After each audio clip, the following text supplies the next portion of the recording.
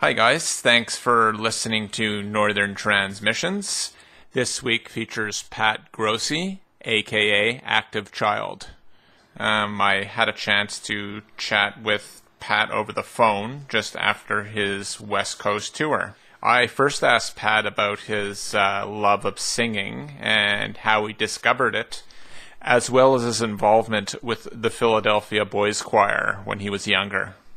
At a pretty young age, that's kind of one of the things that spawned the name for the band Active Child. There was a lot of stories of that my mom told me about being just kind of obsessed with singing and just obsessed, I guess, in a lot of ways, just being an audiophile and just kind of sitting with my head to the speaker and just really absorbing anything that was coming off the radio and just like memorizing melodies and singing them. And I think just as a vocalist, I really kind of grew a lot when I joined the choir, the Philadelphia Boys Choir, when I was 9, and sang with them for about 4 years, and that was like, I think that was pretty instrumental in just building my voice and just becoming, a better singer and just more aware of a different style of music other than kind of pop, classical pop. Interesting. And how did you become involved with the Philadelphia Boys Choir?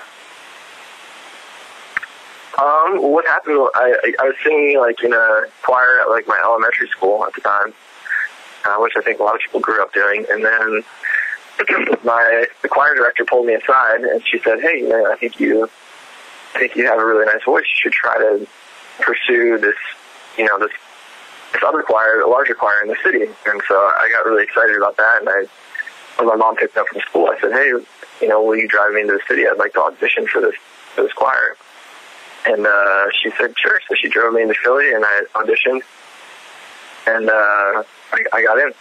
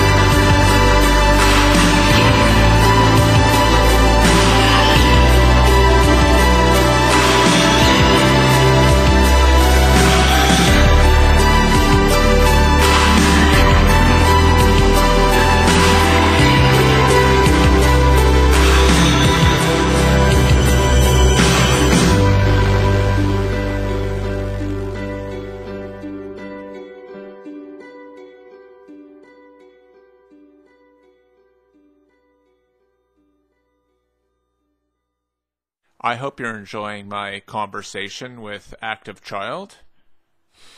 Next, we talked a little bit about modern technology and how he embraced it for the recording of his latest record, You're All I See, which was released this year on Vagrant Records.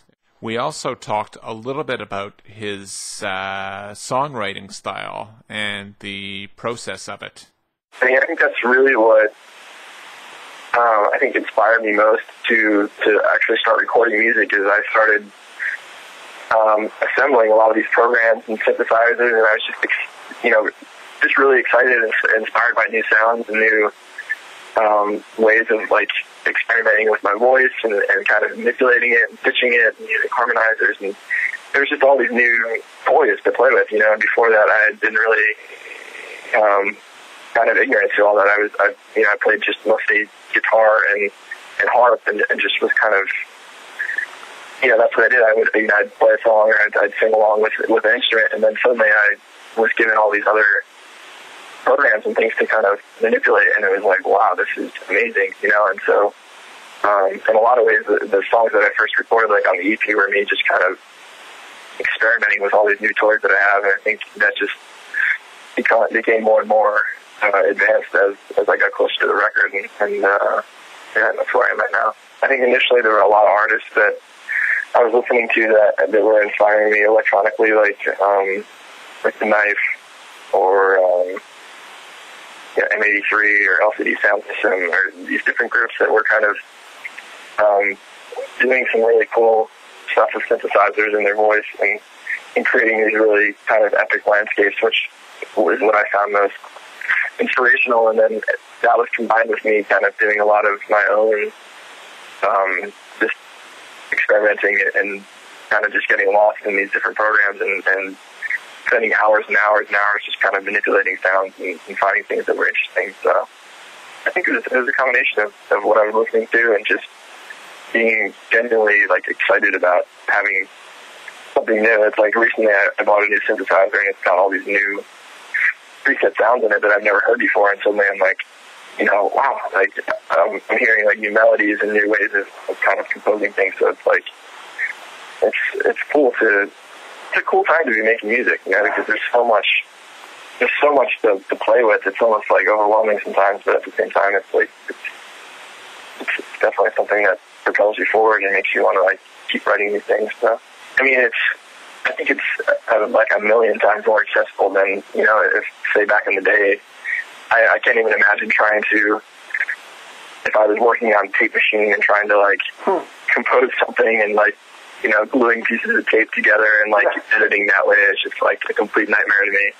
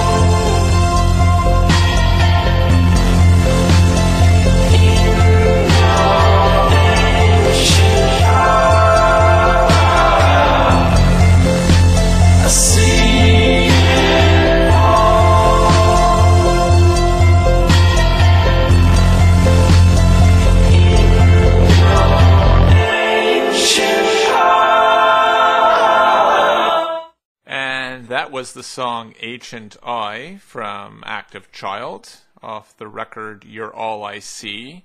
If you want more information about Active Child, you can go to www.activechild.com, or if you'd like any tour news, Active Child is hitting the road with M83 for a whole bunch of dates starting in mid-October, I believe. So you can check the website about that. We next chatted a little bit about making videos and his inspirations from visual media. And curiously, his exposure to the early days of the LA gangster rap scene. Well, and I have to ask you this, what was it like growing up being, because I read this, I'm pretty sure it's true, but being exposed to all the rap music. I understand your dad worked for Priority Records. That was a pretty important label, I mean. Yeah, definitely. I think an incredibly influential label as far as propelling, gangster and rap music and a lot of the controversial music that pretty much no one in the music industry wanted to touch until they made it, acceptable, or at least until they made it clear that you could make a ton of money off of it, Yeah. And then everyone else wanted a piece. But it was cool, I mean, I think growing up, all my friends were like, oh, it was cool to be kind of connected to that world.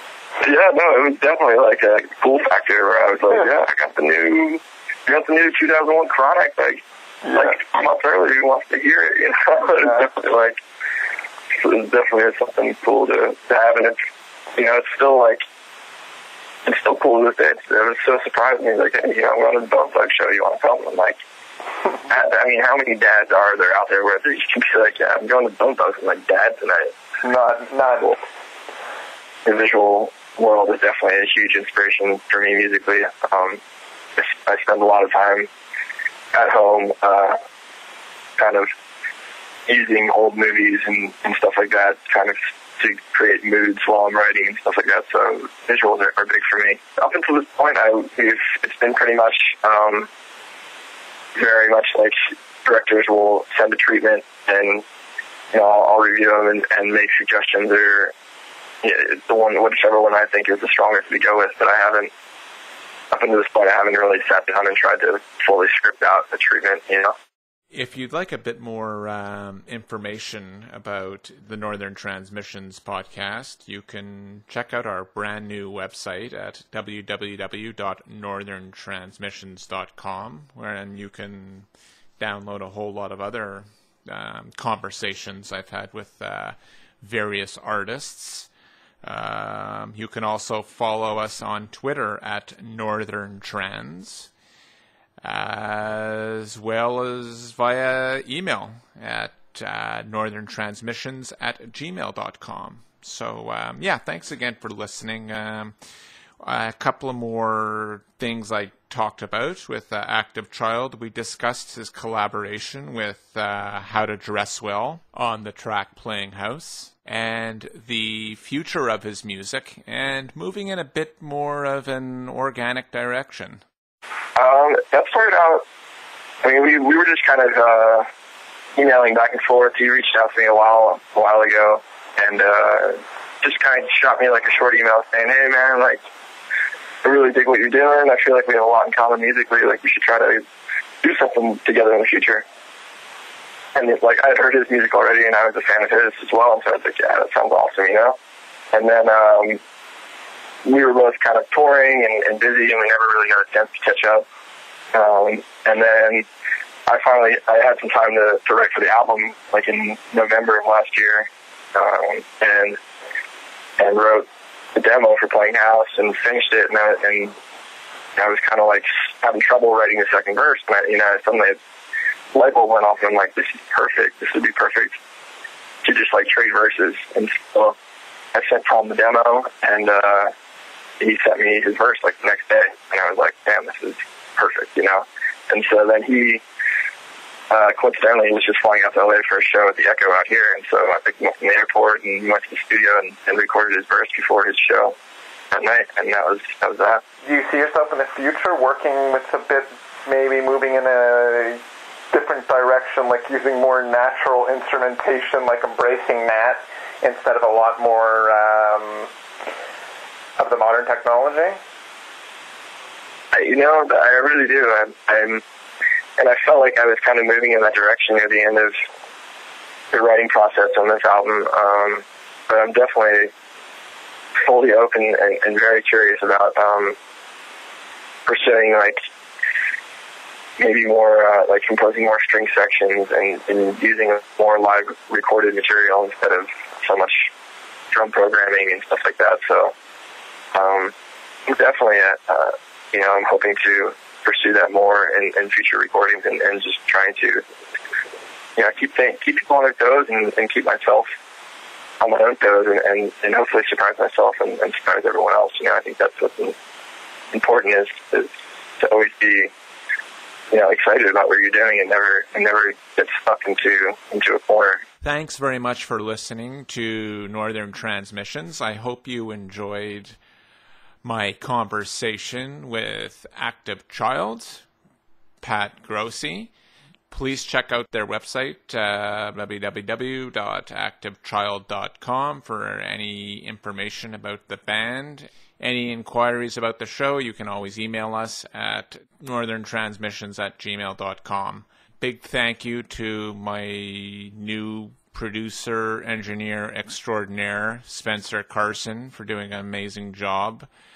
Let's listen to the title track off the 2011 Vagrant release, You're All I See.